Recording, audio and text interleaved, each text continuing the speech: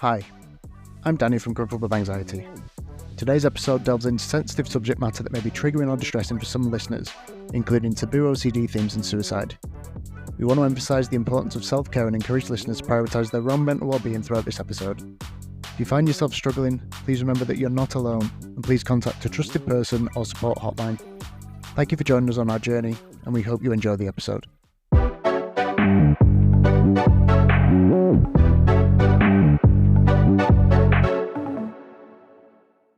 Hello and welcome to Crippled with Anxiety episode 5. We are getting into the swing of things now.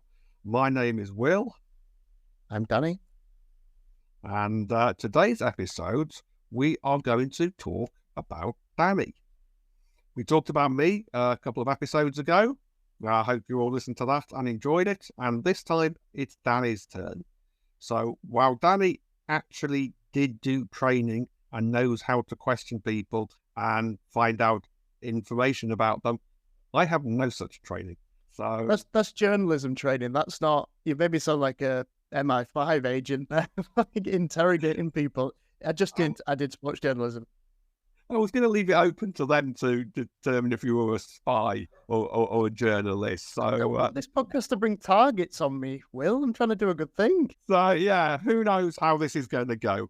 I've done some prep. I've written down some questions. So fingers crossed this all goes well. Let's see what happens. So then, Danny, you talked about in episode 1 very briefly about how your mental health issues started manifesting themselves. My recollection is that you talked about, for example, the old story of not treading on pavement cracks and trying to get to, say, a lamppost before a car passed you or something like that. How old were you then when that kind of started to happen?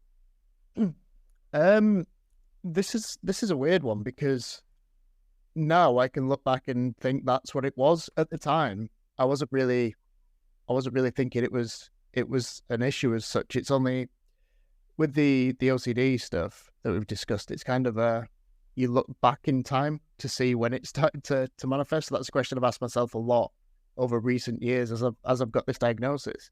But I mean, I'm going back to about 6, 7, 8 years old. It's something that I remember from primary school. Like the not stepping on cracks and stuff is something that I think all kids tend to do. And there's like the 3 grid thing. I don't know where it comes into primary school folklore, but like the step on a crack, you break your back. Step on a line, you break your spine, which always the most horrendous injuries that you're going to do to yourself.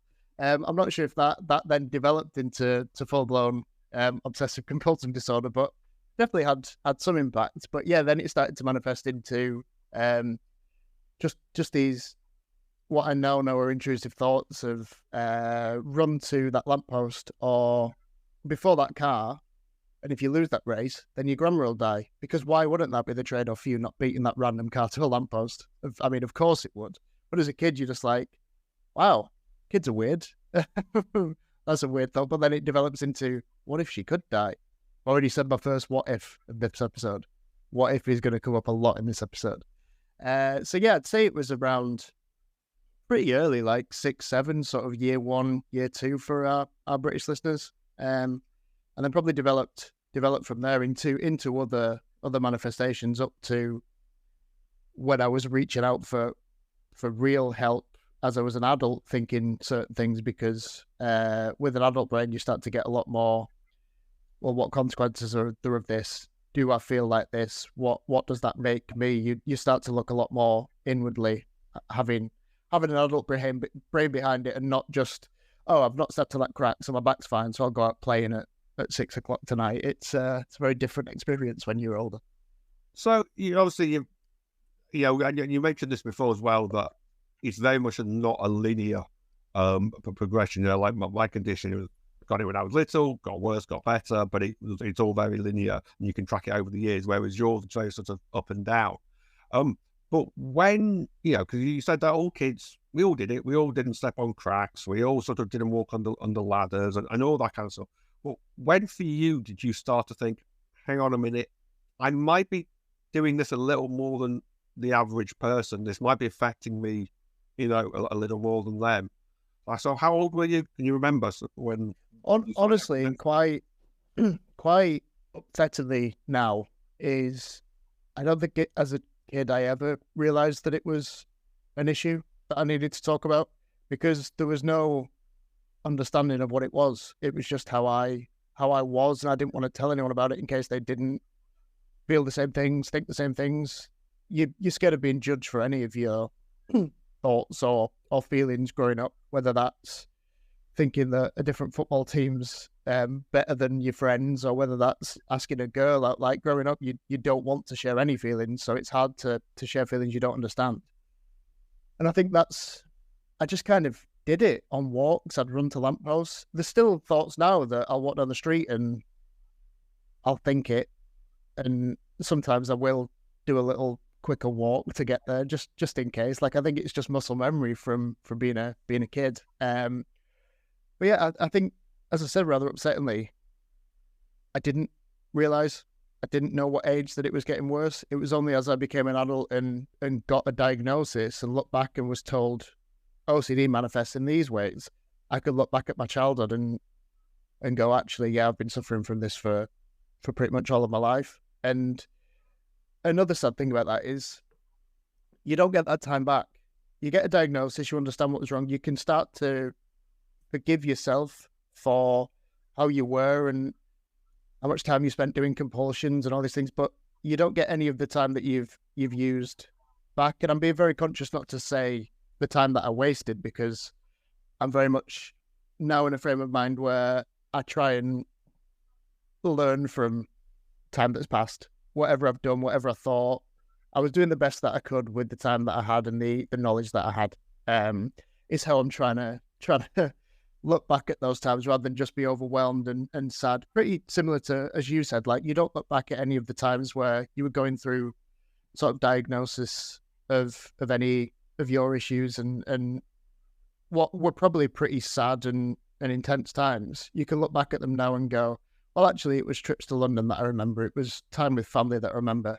I kind of do that now, and I go, having been through what I've been through, I'm at a stage of my life now where I can start a podcast with Will, talk about it, hopefully reach some adults that don't understand it, that haven't asked for help, but also that younger generation now.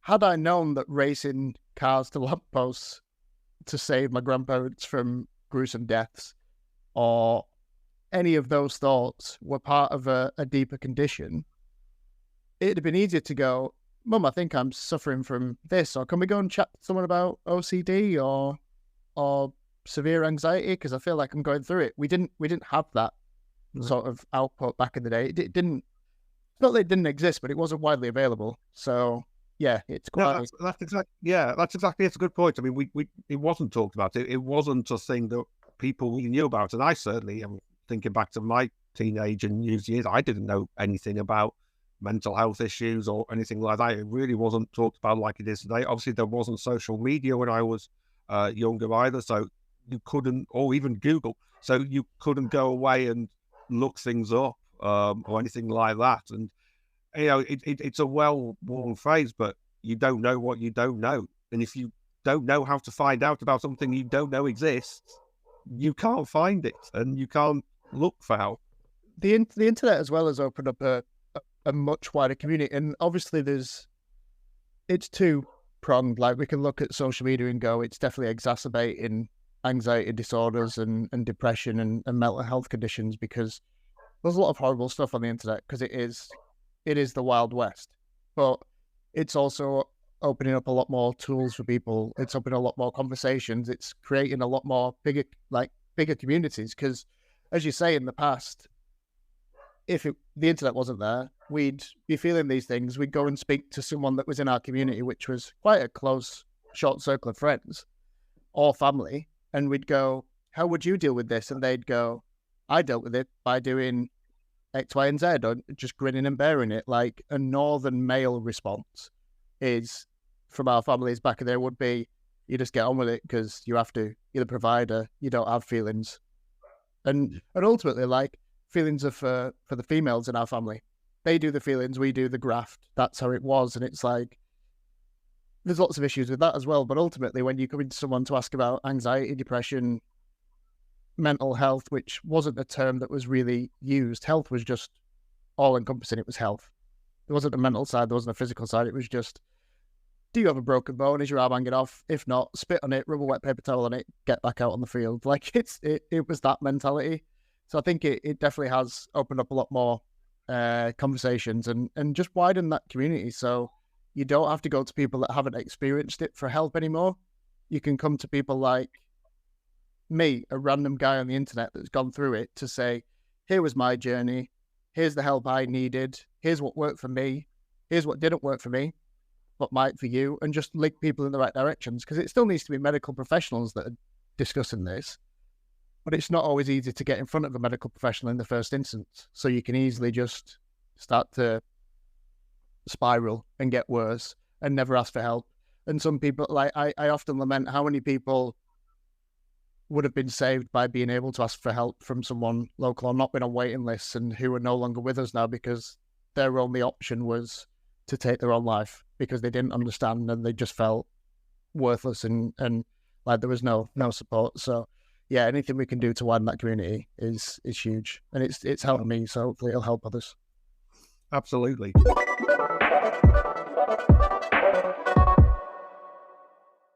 So to try and bring it back just a little in terms of the early years, with hindsight, was there any one, mom, dad, brothers, whatever, who kind of would say to you, I mean, that's not quite right, what you're doing? Or, was there any indication from any of them that they picked up on things that, you hadn't, but they saw that they talked to you about? I think I was so well guarded that a lot of people didn't know that it was something that I was necessarily going through on mental. And in my head, I was doing it to protect them. So I didn't want to tell them about it because I don't want to jinx anything. I don't want to ruin what I'm doing to protect them from this horrible thing that might happen to them. That was all in my head. Like, there was no physical danger. It was just, what if this happens? What if that happens? How can you prevent it? Which is how I now know that OCD manifests. I think as parents go, Mum had OCD. Whether she was diagnosed or not is a different matter, but I remember from being very young, we couldn't leave the house without her checking the hob. And it's how it manifested for me in later days. But like, I sang the song of handbrake, door, window, like in the last one that we did, one of the latter episodes, where she used to say off to the hobs every time, and it was a gas hob, and it could you'd know if it was on, it'd be blue or like there'd be fire coming out. But she had to say that so I started to do that. And it was a learned behavior that I'm sure there's some scientific research into OCD as to whether there's hereditary reasons and stuff. I've just been focused on surviving it the past few years, so I've not really delved into the cause and effect of it. I'm just trying to figure out the effect and deal with that. But yeah, that's something of it. And then locking the door, she'd have to come back and check the door. So obviously, as I've said in previous episodes and now, I'd be late to things and just say, oh, I overslept, or I couldn't find this, when actually I was just checking the door and walking back and going, oh, if I left the door. But again, it was a behavior that my mum used to do. So I didn't see it as not normal, because one of the people that I looked up to the most in life was doing this. And I didn't think it was a bad thing. It's not harming anyone. You're checking the door. You're trying to protect people. It's not a negative. So I think I probably learned a lot of my early OCD behaviors from my mum, who was probably suffering from something similar. My dad, on the other hand, and I'll start out by saying now he's the biggest advocate for mental health. He understands what anxiety is a lot more, because I think there's some form of him that goes through social anxiety, like in big groups and stuff. He really struggles, and it's manifested in anxiety, so he understands it a lot more. But more so with me, he's understood what I've gone through, and done a lot of reading and a lot of listening to me just about what I've been through. But growing up, I think he's from a generation again who, he didn't have these conversations. He didn't know how to deal with this. He didn't know how to deal with anxiety. And his dad, my granddad, like one of the hardest working men you will ever meet, he's not got time to be anxious or depressed. he doesn't have time to focus on that. He's just busy doing. The guy's had one knee replacement. He's waiting for another one. He's always on his feet. He's been a driver all these years. I don't know how he's even stood up, but he just keeps going, and like it's a testament to him, and he's someone that I definitely look up to. But I think he's never been able to have that conversation with anyone. He's always on the go. Dad's probably never been able to ask his dad about it, and I felt like I'm just protecting people. I'm not going to tell my dad until. And he loves this story now, and he wrote it in my 30th birthday card last year because I'm 31 now, which I hate saying. But I developed, and now I believe it's just right OCD, but I used to blink, and I don't want to give myself this. And I've looked at previous episodes of this podcast, and my eyes must have been dry because I was blinking like crazy. But I used to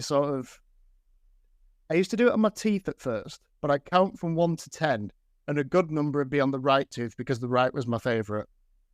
And the odd numbers will be on the left. Sounds mental.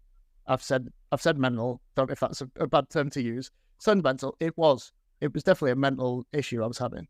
But I'd count and I'd be like 1, 2, 3. And if I was nervous or in a test or something, I'd be doing this. And then it moved into blinking, and I'd like blink, but my left eye would feel like it blinked properly, and my right felt like it didn't. And I'd be like, and it got to the point where I kind of gave myself a tick. So every now and again, I kind of go. So for those that are listening on audio, I'm doing a little blinking demonstration, so you're not missing too much. For those on video, you'll see this. I'm trying not to give myself that tick again. But my dad noticed this, and rather than go, is that an eye infection? Is that his response was to call me Abe Blinkin. And I then thought, well, I can't go to you and say my eye doesn't feel right because you've initially gone with, and Dad's response to everything is to joke about it, and that's how he gets us through things. That's how he gets through things. It's how I do. Like, humor is a huge help. But Abe Blinkin, when you've got a tick in your eye that doesn't feel right, and you're doing it because it's like, that doesn't feel right, so I'm going to keep doing it. Yeah, kind of takes any conversation you can have with your father away from the table. Hilarious now that I've been through it, and he understands that probably wasn't the best thing to do back then, but now it's something. Another one, I'm just going to out my dad in this whole episode. My biggest supporter, one of my best friends, the person that I go to with everything I'm going through. But the way he taught me to swim underwater was we got some weighted,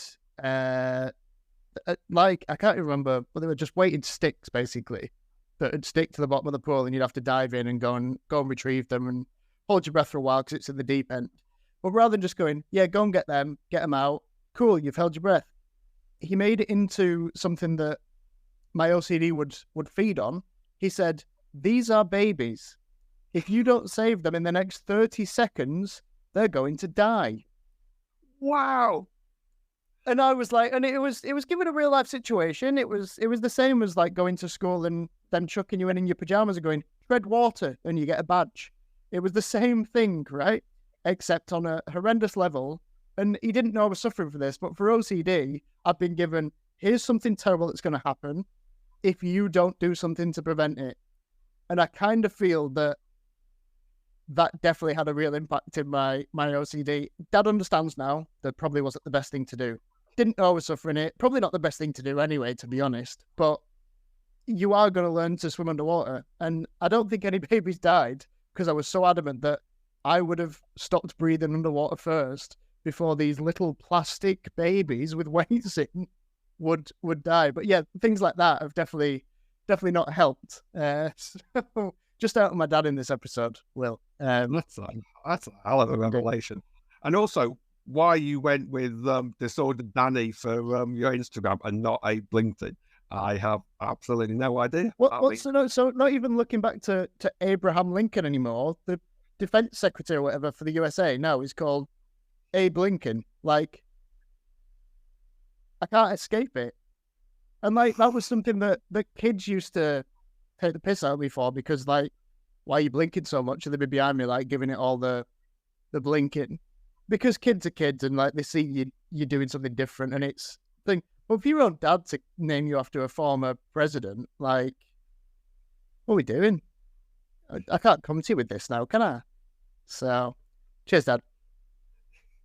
That's brilliant. I love that. Abe Blinkin. I'm going to call you that from now on, and probably psychologically scar you even further. Yeah, if you see me in the corner blinking, that's it's come back. Yeah, rocking and blinking. There you go. That's what we should have called the podcast. Um, you mentioned as well that you didn't. Obviously, you're a kid. You don't really want to talk to anyone about it. Even your own family, because we weren't as open about mental health issues back then. Do you think that's changed? Do you think if you were, a 10-year-old kid now and this was happening, do you think you'd feel more comfortable speaking to parents, teachers, friends, whoever it might be? Yeah, I definitely think so. I think there's probably two parts to that. So first is, yes, because there's a lot more understanding of it. And I think that comes from, so my girlfriend is a school teacher, primary school teacher, and it's part of their sort of, not necessarily the curriculum, because the curriculum's quite rigid, and that's a whole different podcast for us to discuss what our kids are being taught and why half of it doesn't matter.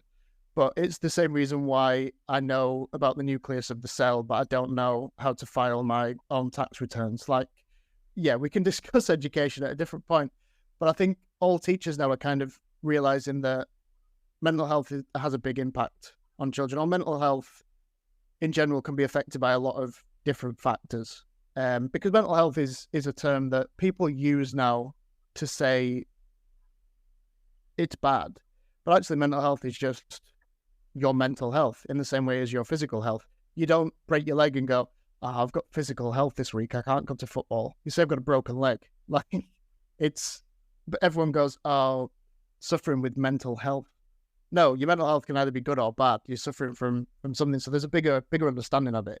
And I think that kids are probably being given the opportunity to talk in school a lot more about it, which is where they spend most of the time. And therefore going home and having conversation with the parents, probably opening up a lot of parents' eyes to their own struggles and things that they're going through. I also think, though, that you need someone within your family to be receptive to it. So my brother, Ben, is 13 years younger than me. So I've always been an older brother, but there's part of me that's quite paternal as well. Like, I act as a secondary father figure to dad. And I think because I've been through stuff, I always encouraged him to talk about stuff and what you're going through and asked him the right questions. And I do think that there's still something about kids that are guarded and they don't understand. You can talk about mental health and conditions and anxiety and sadness until you're blue in the face, but you need to have one party that's willing to talk and one party that's willing to listen for that conversation to even occur.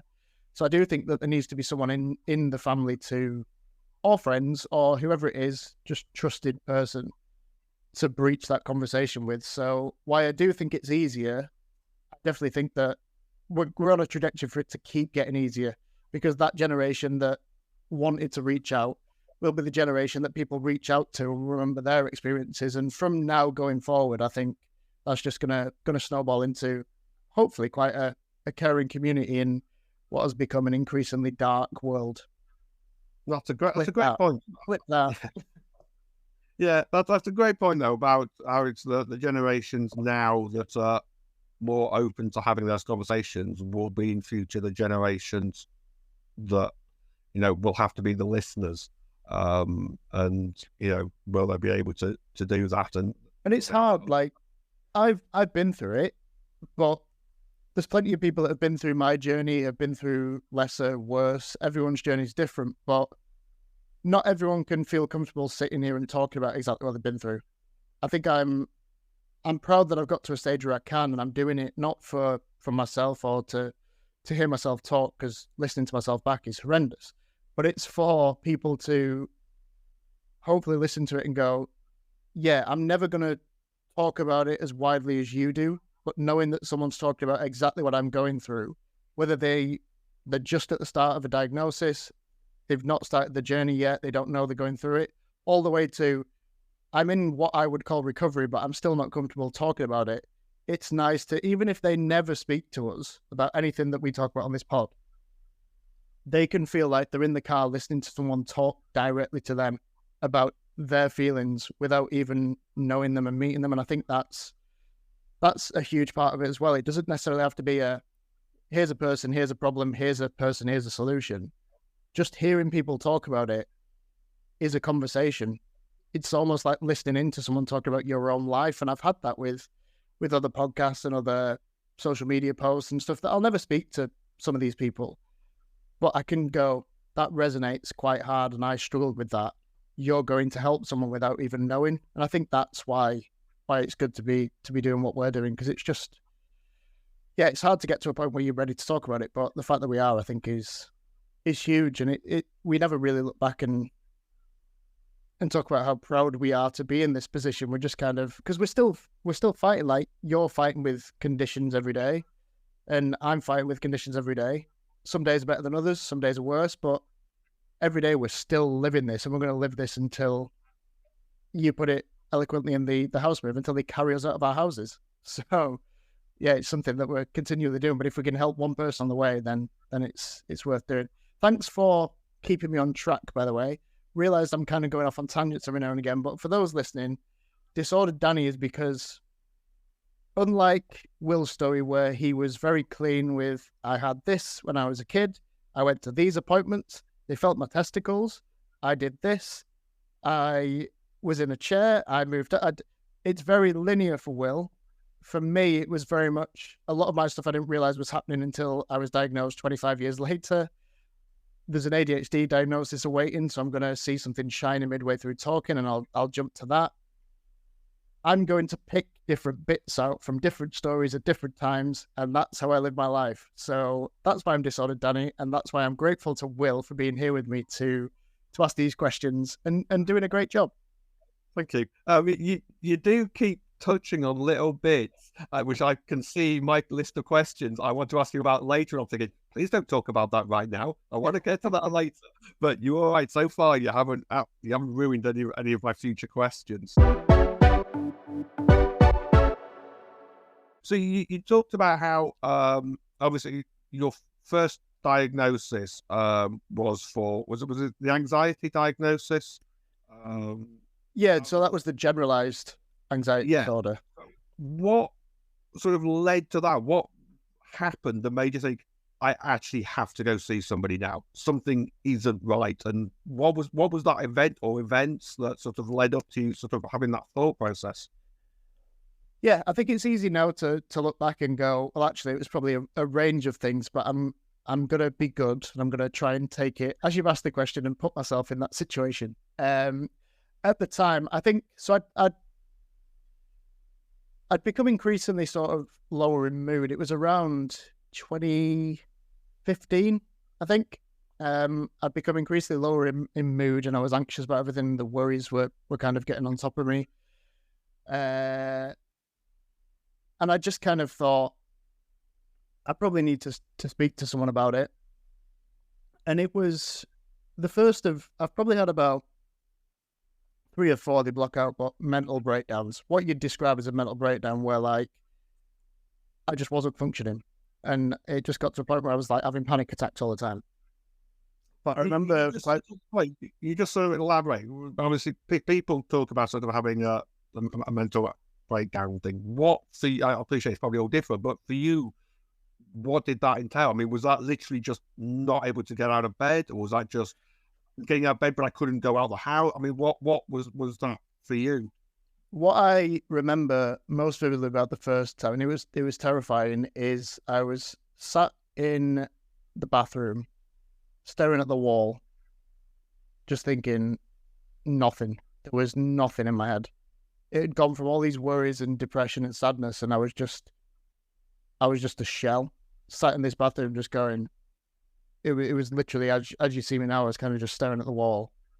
And I just remember there was nothing. There was no happiness, no sadness, everything was kind of gone. It was like a Dementor had come along, Harry Potter, and just sucked everything out of me. It felt like that, and it felt like there's no way through this. It was such a weird thing. I'd had weeks of anxiety building up and building up and building up and having panic attacks, and I just kind of sat there just going, now what? What's the point? And that was the scariest, because I've always discussed, I've had intrusive thoughts about sort of, it'd be better if I wasn't here, sort of suicidal ideation. I've never got to the point where I'm like, I need to act, I need to be, but like, that was a point where I was kind of like, looking back, this must be how a lot of people feel when they think I've got no other options. Because what do you do when your brain empties of everything? What do you do? What life is that? It was such a terrifying moment. So I managed to reach out and go to the GP and say, like, I'm not doing well. I didn't know about crisis numbers or anything then. I didn't know that you were supposed to ring someone and go, I'm really, really struggling. Like, what do I do? Where do I go? I just went to the GP because that's where I went for everything. They then put me through for talking therapy and said, like, it looks like you've hit a period of generalized anxiety disorder, because my worries were manifesting as, it can be anything. When they say generalized, it literally means like it just flits from thing to thing. So like, your car's broken down and you need to pay for it, so you're worried about where that money's coming from.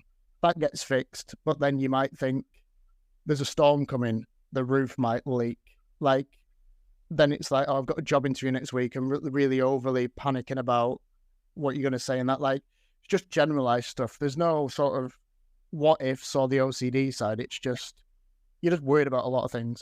So there's plenty of things you can do from that through therapy. It's talking it out, taking some power away, realizing that what you're going through can be like a chemical reaction. The first thing you learn in therapy, and there'll be plenty of people listening that will have gone through the initial talk therapy, but I've since gone back to therapy in future years, and initially I tell them this bit so that they don't go through it again. But they say, like, it's fight or flight. So everyone will have heard of fight or flight, and it's basically our caveman brain still exists.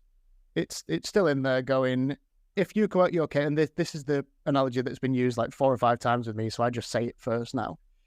You go outside your cave, and there's a saber-toothed tiger outside. Are you going to punch it in the nose, or are you going to leg it? It's basically how it goes. Your brain's going, right, I need to send blood to your arms. Let's pump through so you can punch this tiger in its face. Or I'm going to send blood to your legs, and you're going to leg it. And our brain obviously has an impact on that as well. Like, it goes, right, well, I'm going to have to... Your brain's working overtime because you're in a survival mode. Saber-toothed tigers don't exist anymore. We don't live in a cave. I've just bought a house. It's not a cave. It's nice.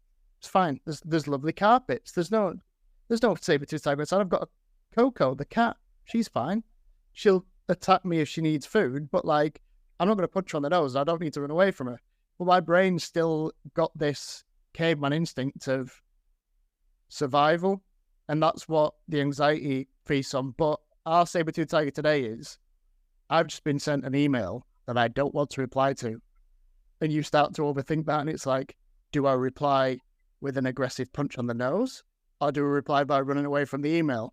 And it's just caveman brain in a modern world, and that's the reaction that we're having. Like, my thoughts and fears and anxieties are just like, not the OCD stuff, but like the generalized stuff.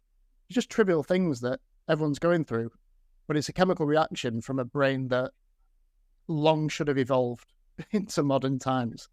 That's right. So I went through sort of the therapy there, and started to definitely get a bit better. But there's other times where, yeah, as you say, like with mental breakdowns, I've had a few of them, 2 from OCD, which I'm sure are on your list as we get further down, to talk about the OCD stuff. But it's just, I'd describe it as that feeling of hopelessness, and everything's gone, and you're just not functioning. You're not eating, you can't sleep.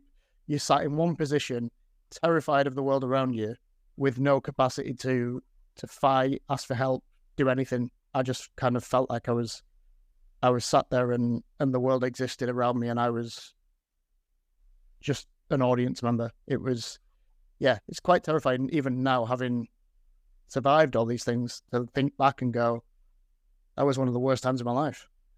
Oh, sounds horrendous. I mean, yeah, I honestly, I mean, I'm amazed that, you can come out of something like that, as as well as you have. I mean, my physical condition when I was at my worst, I still felt part of the world. I still had my emotions. I still was happy and sad and had comfort from others and things, but to just not have any of that, I just can't. Yeah, that is awful. So you just throw me a little.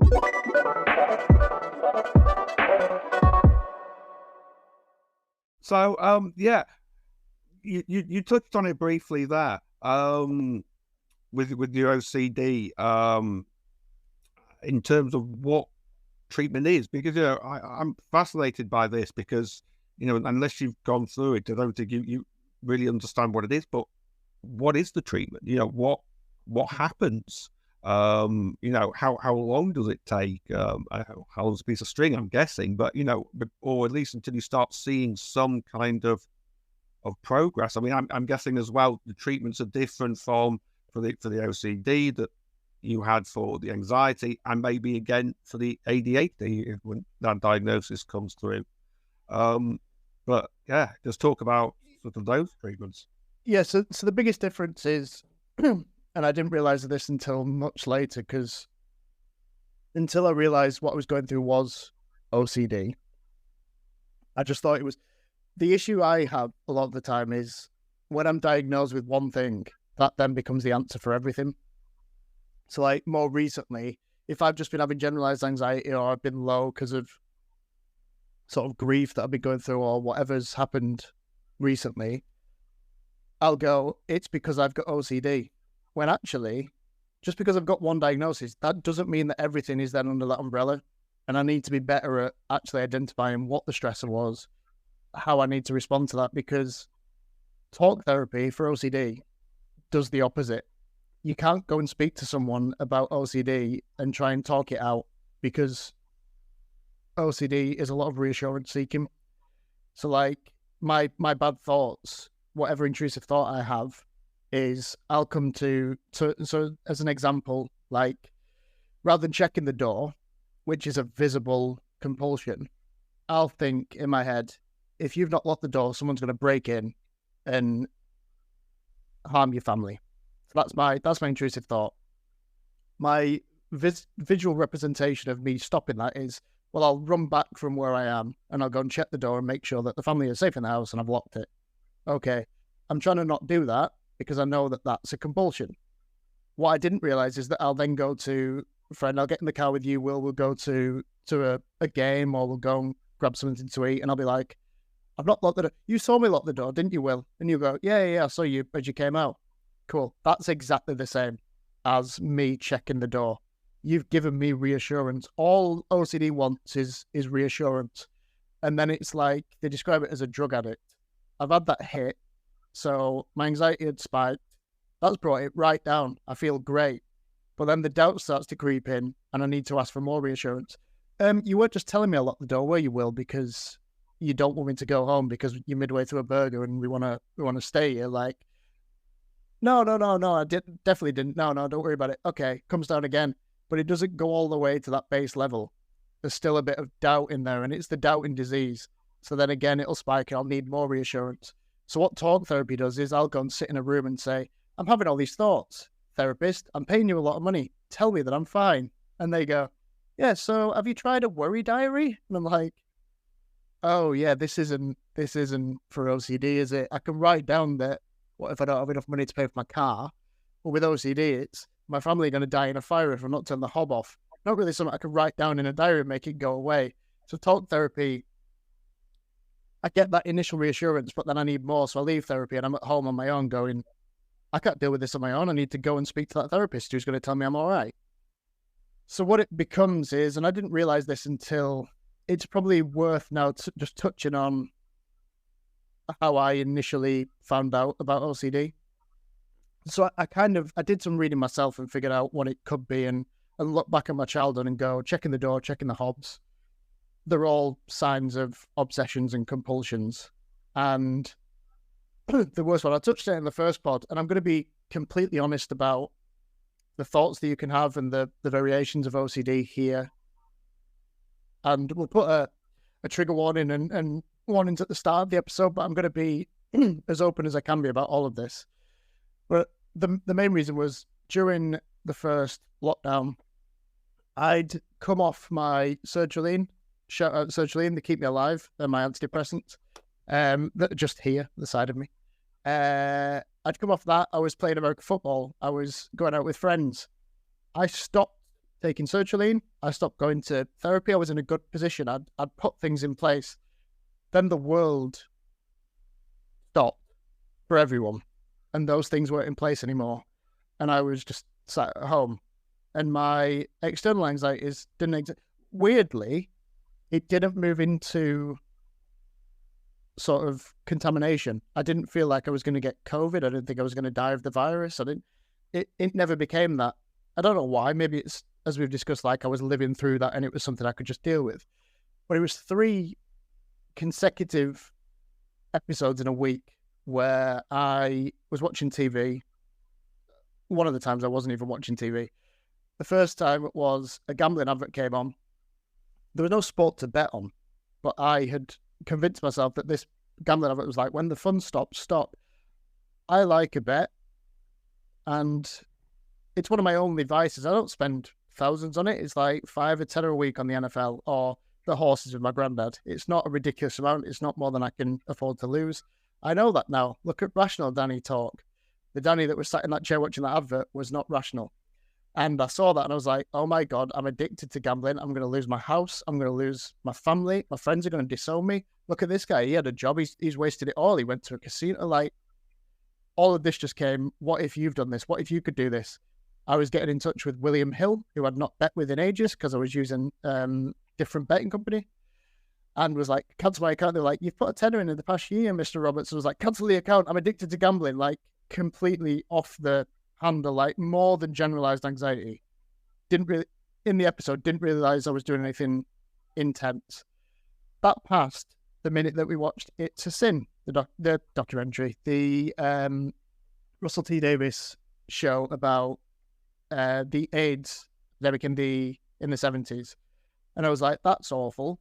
There's a worldwide pandemic happening around me. I didn't think I was going to catch COVID that was like everyone was getting, and you could get it from touching a basket in Aldi. I didn't think I was going to get that.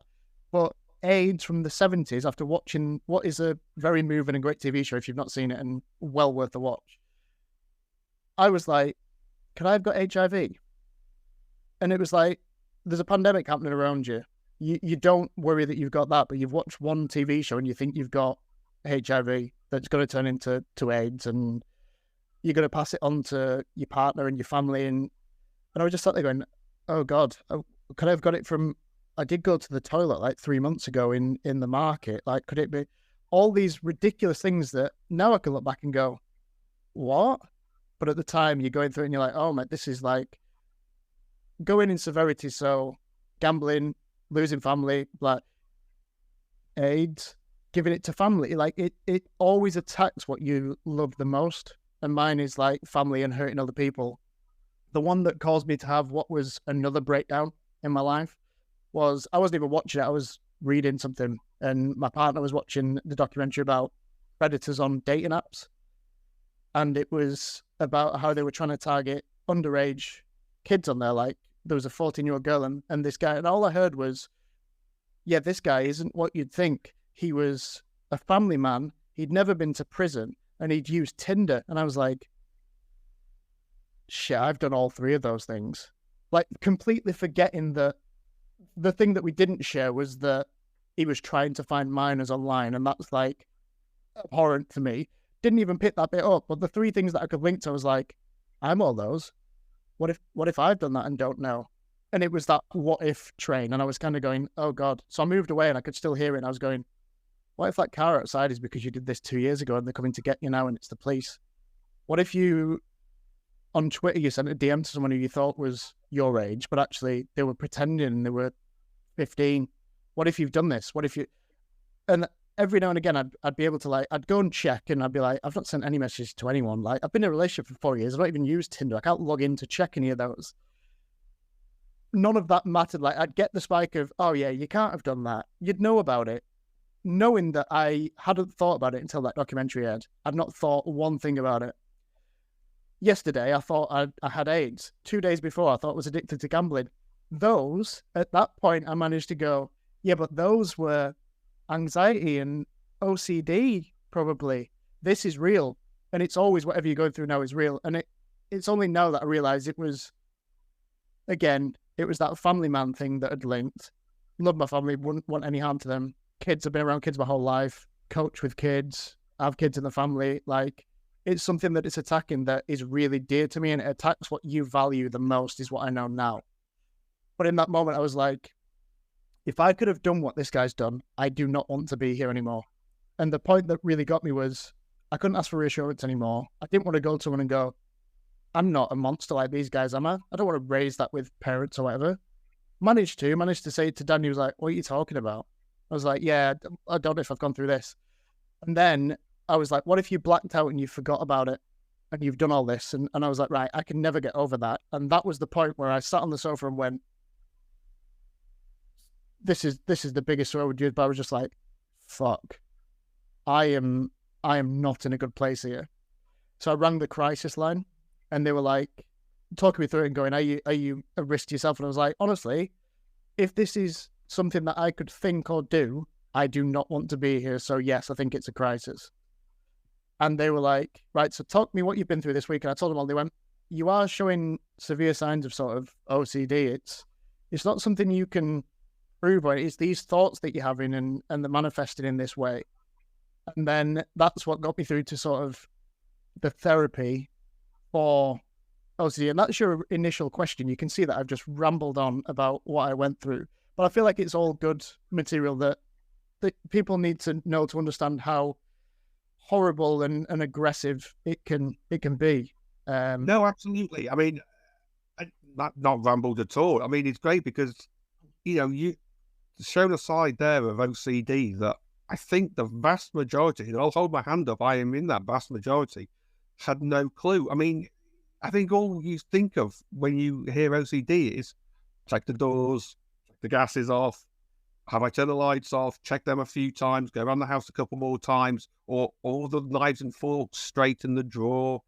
I think that's kind of the OCD, and that's why you get presented like when on a TV show when they make someone out to be OCD or whatever, it's straightening the paper on their desk and things like that. And I think most people think that is, I'm sure that's, there is OCD like that, and those types of things kind of cause absolute chaos and pain for people in their lives. But you're talking about a variation of OCD that I think very few people have ever heard of, or even thought that it could go to that extreme. So no, I think the manifestations we do see of any sort of mental impairment or illness is it's always when it makes them a superhero. So it's a detective that can see things that no one else can. It's not someone sitting in their car thinking, have I just run over a body instead of a speed bump, which is one of the ones that I've... It's not that. They're not showcasing that because it's not sexy to show on TV. And it's quite... We're dealing with a lot of taboo topics and subjects. You don't want to put that into your TV show because people... rightly, as the people that are having these thoughts might be disgusted or...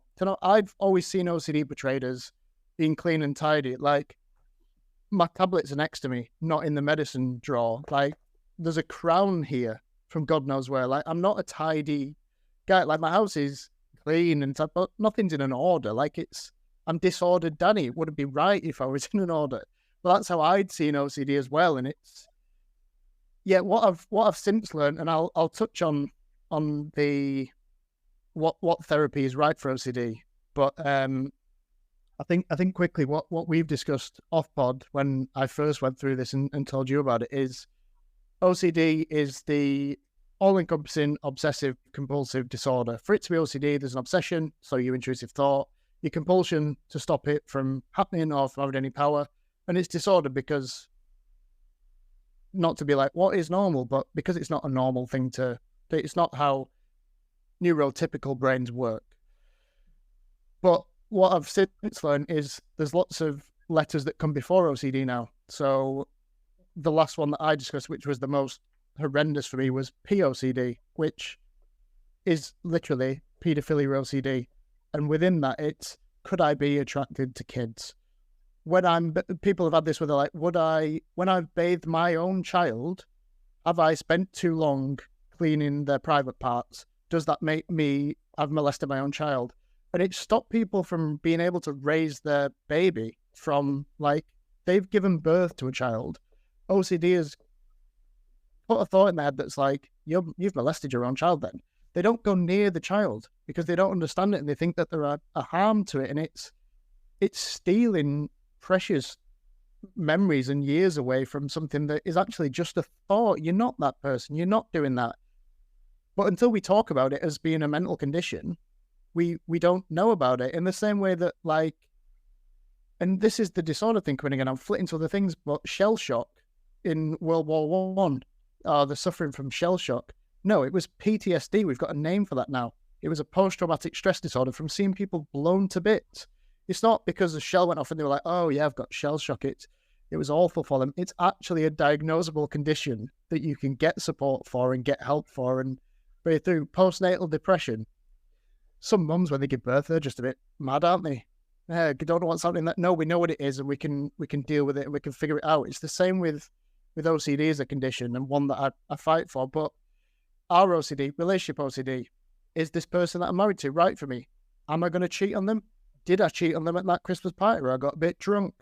All thoughts that there's nothing to base it on fact apart from you were at a Christmas party and you got drunk. Does it mean that you're now a cheat? No, it doesn't, but the thought's planted. Religious OCD or moral scrupulosity, I think they call it. But like, I'm a good Christian person. Could I have done something that goes against God? There was, I think, a lady that was thinking every time she saw red, she linked it to the devil and she thought that the devil was part of her and she was going against God. Like, it manifests in so many different ways. And it's not just, I like my coloured pencils to be lined up in a certain order and they all have to be sharp and the same. And nor is it always a superpower. Nor is ADHD a superpower. There's things that I've learned from going through this stuff that makes me more empathetic and makes me more open, and I can see a lot more feelings in people and how people are going through life and how they need extra support and stuff. It's helped me as a family person, as a manager at work, as a friend. What it's also helped me to realize is I've spent a lot of my life not experienced things that I wanted to in the best possible way because it was stolen from me by a disease that I'm going through that I didn't understand. And if I can take some of the power away from what is a horrible mental illness and give people some of that power back, and we can all fight back against that, then we're doing the right thing. Your question was about therapy for OCD, wasn't it? Would you like me to touch on that, Will? It was, but that was great. I mean, yeah, all these I said, it's just educating me, about all these different things that I just didn't even know existed. So no, I mean, absolutely. Talk about that. Yeah, it's not something a year and a half ago that I'd have felt comfortable reaching out about because it was only 2 or 3 years that I actually went through and was told this was OCD, and that links me into therapy. It's something called exposure response prevention. Is the gold standard of therapy for OCD. So talk therapy doesn't work. It's exposure and your response. So I can't remember what the acronym is for the score, but I was lucky enough to be able to pay to go private with No CD, who are an American company who specialize in OCD. So that's why it was set up, was purely to focus on this. Because unfortunately, as we know, and we'll touch on in this podcast many times, waiting lists for anything are horrendous. Like my ADHD thing was going to be 3 years. I went with Right to Choose and went with a different private, still linked through the NHS. It was meant to be 6 months. It's been over a year. I'm still waiting. Like, even the waiting lists, when you hit that date, you're still waiting because it's just overwhelmed. I was lucky enough to be able to pay to go private and go with this company that has set me up with the tools to combat it without necessarily needing to go back whenever I hit a spike, because OCD is going to be part of my life for forever. It has been. Looking back, it's been an insidious thing that's been part of my life since I was a child. Now I can look back and go, yeah, I've gone through this my whole life, I'm going to continue to go through it. But the exposure response was, and this was where it was horrible, because you're dealing with a topic that's horrible anyway. I never thought I'd get to a stage in my life where I could sit on a podcast in front of however many people listening and go, paedophilia OCD is this, because it's horrendous. It makes me feel physically sick to even think about anything to do with that. But it's something that 3 to 4% of sufferers of OCD go through. And it's horrible and it's horrendous. And if me saying it on this takes one some power or opens up an opportunity for someone to talk about it and actually get the help that they need and realize they're not a monster, it's a thought that they've had, then great. I went to my first therapy session with a lady from Atlanta, Georgia, who was very, very American, giving it the we're going to get this sort of devil out of you sort of attitude. It was great. And obviously I was quite terrified because I don't really spoke to anyone about what I've been thinking. When I first said it out loud, I was going to be like, she's going to ring the police. She's not going to know it's 999 because she's in America, but 911 are going to get in touch with our police and be like, oh my God, we've got another one. We've got another pedophile, murderer. I'm going to get in touch and tell people all these. Initially made me feel like, here's OCD, here's what it means, here's why what you're going through is quite a common condition. Actually, like I said, like 3 to 4% of people going through that. Like, OCD is a huge disorder, and as we've said in previous ones, it's the one that has the most link to suicide because of the thoughts that you can have are so abhorrent to you, and they're not thoughts you want to have. First thing they said to me was, how do you feel about these thoughts? And I was like, oh, I've not really thought about that. Horrendous. Like, I don't want to be here if that could be me. And she was like, right. So by doing that, do you think that you have wanted to murder anyone or molest anyone or harm anyone? No. Okay, well, the people that do this stuff want to do this stuff. If I asked them the question, they'd go, yeah, that's what I want to do because that's how I'm doing it. I'm doing it on purpose. You're not. So that's how we know that it's not something that you're actually thinking of acting upon. It's OCD. And that was a huge weight lifted because I was like, right, that's not me telling myself that. That's someone with years of training that's specialized in it, that's understanding that I'm not a monster and they're not just going to send me to prison. They're going to actually help me understand this. Because that's what you think. You think I'm the worst person in the world. And I can see why suicide is so high with OCD. Then the exposure response started. And the first one, she was like, what's the biggest one? I was like, well, I do check the handbrake in case like the car runs away. She was like, right, what we're going to do is check the handbrake 5 times today. Okay. Tomorrow we're going to check it 4 times. The day after we're going to check it 3. And it was things like that. And my score of how anxious that made me feel by checking it, sitting with the anxiety. So rather than that spike of anxiety, reassurance, it's anxiety, sit with it. Your body realizes that gradually it's going to come down and it'll do that by itself. And then you're retraining your brain to go, actually, none of that happened. And I've got evidence that me doing something didn't have any impact on it. So the first exposure we did about the POCD was, here's a video. And I was like, okay, she went, sit there. I want you to tell me how you feel watching this. And it was some young kids dancing to what turned out to be an absolute banger. And I was just like, dance along to it. She was like, this doesn't really affect you. And I was like, no. She was like, but with POCD, like, there's the fear that there's an attraction to, and I was like, no, that's not how mine has manifested. It's, what if I've sent a message on a dating app to someone I thought was of age that turned out wasn't? That's my fear. She was like, right, okay. So then it linked into watching videos of people that have been put in prison for doing that, or watching the documentary again and sitting there, and rather than reassuring myself and going through it, I had to sit there and not think of anything. Don't link myself to it. Don't put myself in the story. Sit there and sit with the uncomfortable. And it was one of the worst things I've ever felt. Like, right back, I was in that initial moment of gut punch of, could this be you? But I had to just sit with it and go, this is disgusting. And gradually over time, it became, no, that person's disgusting. This isn't you. That was a thought you had, and you don't want to be like that person. OCD is trying to, in a horrendous way, protect you. You are the most important person to OCD. It's trying to stop you from doing anything, stop you from harming. stop you from being the catalyst. And it thinks it's doing the right thing. It thinks it's stopping you from harm or from hurting anyone. But actually, it's only you that's dealing with it. There's no physical, it's all inside your head. So as I started to come down from that, she was like, right, what we're going to do now is write. So we're going to write some stories about you actually doing this stuff. So you're going to write that you've sent that message to someone on a dating app. You're going to write that you've gone to prison for this. You're going to write, and I was like, what the fuck are we doing here? Like, what? And she was like, you're going to write it as though it's a story, and you're going to read it out loud 10 times. And I was like, what? So I'm reading that I was this monster and I'd done this, and linking back to the driving over speed bumps, if you thought that was a person. No, you've hit that person. Write down, you ran over a person and drove off. And I was like, what the? Okay, cool. This must be the right thing. And I was like, is she trying to trick me into a confession, something I'm not done? And like, but then again, I was like, not done. That was a trigger in me. That was like, I know I've not done anything wrong. That's something I wasn't thinking before.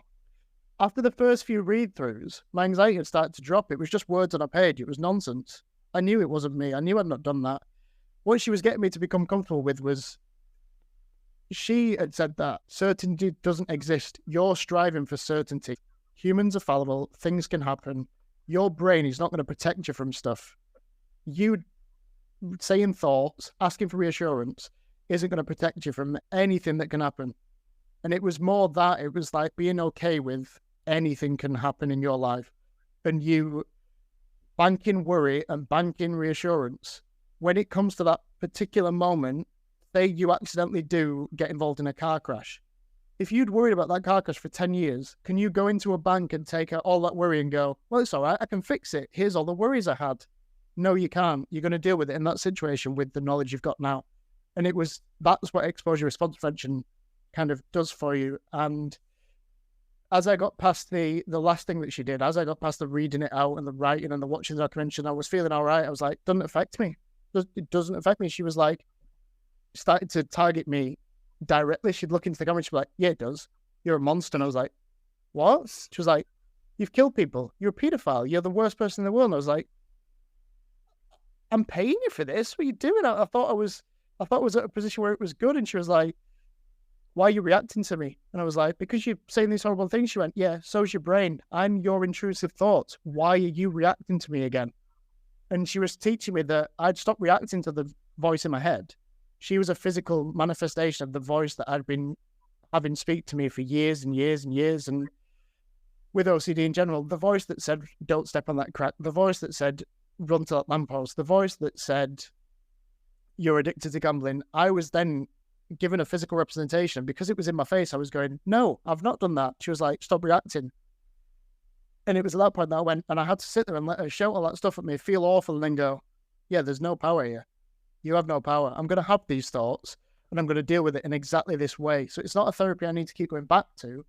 But if I'm going through a certain manifestation, or what if I've done this, what if I've done that, I can write these stories as though I have, become accustomed to it and go, yeah, okay, put it down, live my life. That's what exposure response prevention does. Another example, to put it into less dark terms, is contamination. The one that I've seen in the NHS sort of IAPT guidebooks is, you don't want to touch dog poo. Because who does? But you've got to pick up after your dog. You are so worried about contamination or getting it in your eyes or touching your children with it, or that you're not going anywhere near it. What you do for your first exposure is go to the park with your friend who has a dog. The dog poos, they pick up the dog poo, walk it to the bin, you watch them do it, they put it in the bin, you carry on with your walk. The next time, you get closer and you watch them pick up the dog poo and put it in the bin. The next time, you take it off them and put it in the bin. The next time, you hand them the bag, you get really close to it, you take the bag off them, put it in the bin. The next time, you pick up the dog poo and put it in the bin. And it's just a progression of your fears and taking away that power of it. So that's another exposure. And that's why that's a good one for physical things. Physically, it's contamination. You can physically pick up a bag of dog poo. You can't physically murder someone to check how you'd feel in that situation, which is where the stories come in. And why, if I did that, how would I react and how can I become comfortable with it? So that's why you write these horrendous stories and watch videos, because you can't hit someone with your car and go, yeah, didn't feel as bad as I thought it would actually. Yeah, no, it's because it would. It's about becoming comfortable with in that situation. You deal with it. Hopefully that gives some. Yeah, insight. that's really good.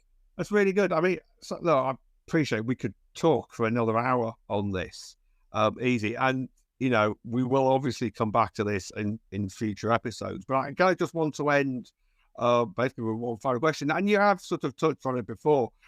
But are you in recovery? Is this gone? Will it ever go? Or is this going to be a constant management of everything forever? Yeah, it's never going to be gone. I think that's one of the things that I've got to become comfortable with. Is it's something that I'll live with forever. I have lived with it forever without knowing. I didn't know what it was at the time.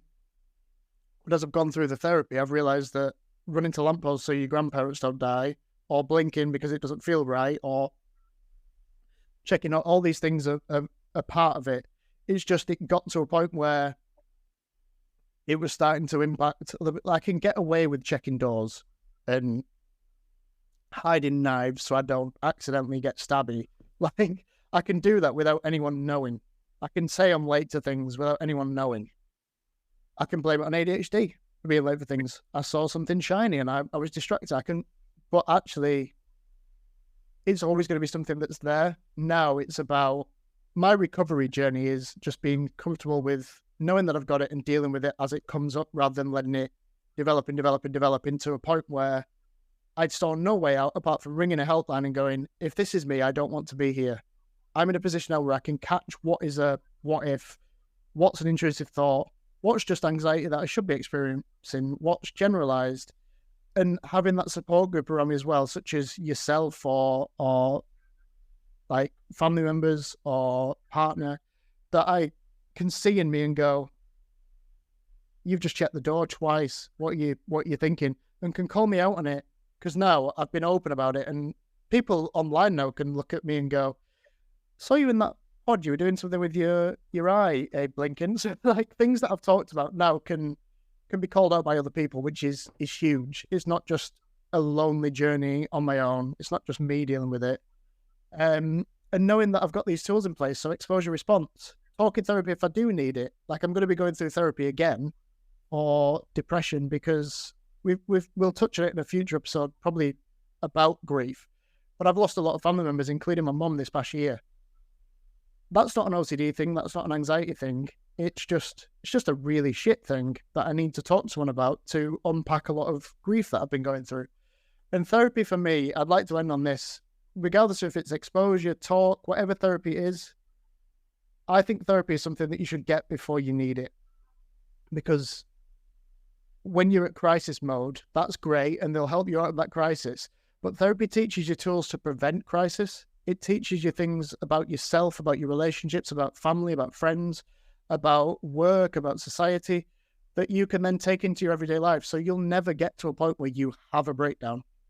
What I've learned from therapy is it's helped me through the darkest periods of my life, but it's also given me tools so that I'll never get back there. So I think that therapy is just such a huge thing that everyone, if it's available to them, whether it's being on a waiting list now because you don't feel you need it, or if you can afford to pay private, then do that. But I just think it's such a huge part of modern life, and it just gives you the tools to survive in a world that we say is not built for us, but that no, it's not built for anyone. We don't know what we're doing. We're on a rock flying through space at 1,000,000 miles an hour in a skeleton held together, God knows how, with a bit of meat in our head made of electric.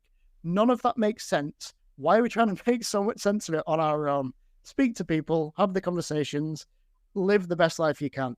That's what therapy has given me the chance to do.